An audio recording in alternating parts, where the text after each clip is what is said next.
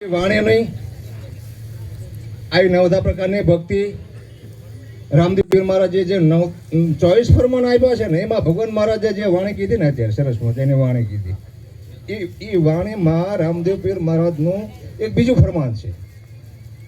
એમને એવું કીધું, ગુરુ ચરણે પાપ પ્રકાશો અને પરમાર્થ માટે રહેવું તૈયાર, જૂજ જેવું જાણી લેજો ને સાર અસારનો કરવો વિચાર. સદગુરુ ચરણે જીયા હોય ને તો પાક કપાસી લો. જે કંઈ તમે ગુના કર્યા હોય, એક ગુના તો ક્યાં કરે કરે લાખો ગુના બક્ષિસ, અનેક ગુના લાખો બક્ષિસ કરી નાખે સદગુરુ મહારાજ.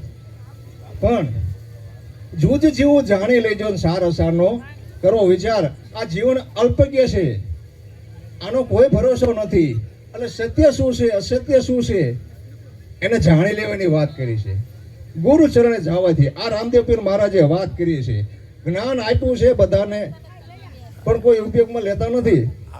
એટલે 24 ફરમાનની રચના તેના માટે કરી છે. રામદેવ પીર આપણે બધા કરી, પણ રામદેવ પીરની વાતને કોઈ માનતા નથી. ઘણી બધી વાતો કરી 24 ફરમાનની અંદર. ગુરુ પદ સેવા પ્રથમ પદ જાણો, મળે જ્ઞાન સારને ધાર.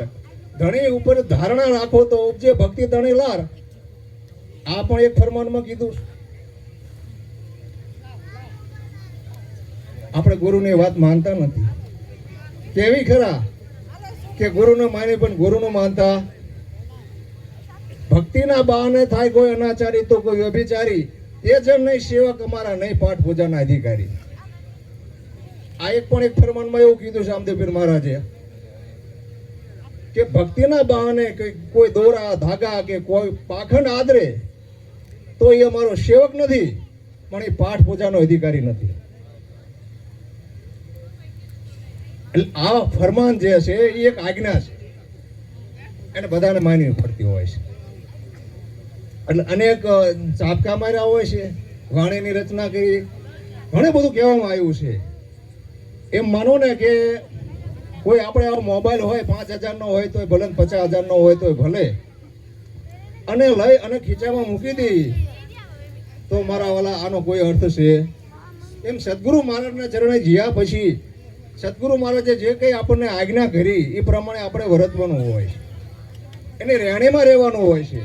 વાતો તો જગત કરે જ છે, ક્યાંને મિશ્રી ખાંડ છે રેણી દાતા લો, ક્યાંને કઈ અને રેણી રેવા વિલા કોક જ છે. એટલે જો આપણે અગાશી ઉપર જવું હોય તો સીધા ધૂપકો મારી ન જઈ એકવી, તો એમ પગથિયે જવું પડે મારા વાલા.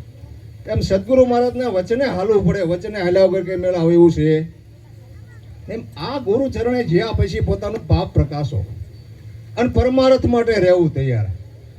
બસ આમાં કઈ કરવાનું નથી. કૃષ્ણ પરમાત્મા અર્જુનને કે સદગુરુ મહારાજનો બોધ લઈ લીધો પછી તારે શું કરવું પડે કે કર્મણી એવો અધિકાર હતી માં ફલેશું કદાચન, માં કર્મ ફલ હેતુ ભૂમા તે સંગોસ્તો કર્મણી. કઈ ન કરવું પડે, જપ ન કરવા પડે, તપ ન કરવા પડે, ધીરજ ન કરવા પડે, હોમ ન કરવો પડે, કઈ ન કરવું પડે, અને સહેજે સહેજે તારું કામ થઈ જાય મારા વાલા. એટલે જે કઈ ગુરુ ચરણે જે કોઈ જીવ જાય છે એને કઈ ન કરવું પડે. આજ રે સહેલી આનંદની હેલી, હરિમુખ જઈને હું થઈશું ખેલી. ન જઈ ગંગા ગોદાવરી કે કાશી, ઘેરે બેઠા મળ્યા ધામના, ઘેરે બેઠા મળી જાય, કઈ ન કરવું પડે, સહેજે સહેજે બધું થઈ જતું હોય મારા વાલા.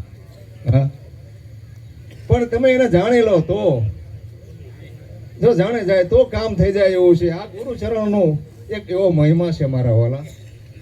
જે ગુરુ ચરણ જેને સેવ્યું છે એના કામ થયા છે. અને બીજું તો વધારાનું કંઈ કહેવું નથી. આજે ઘણા બધા મહાપુરુષો આવ્યા છે અને એમને સમયનો પણ થોડો અભાવ, 10 મિનિટનો ટાઈમ આપ્યો છે, અને એવો ટાઈમ પણ હવે થઈ જવા આવ્યો છે. તો આટલું કહી અને મારી વાણી બોલો સદગુરુ મહા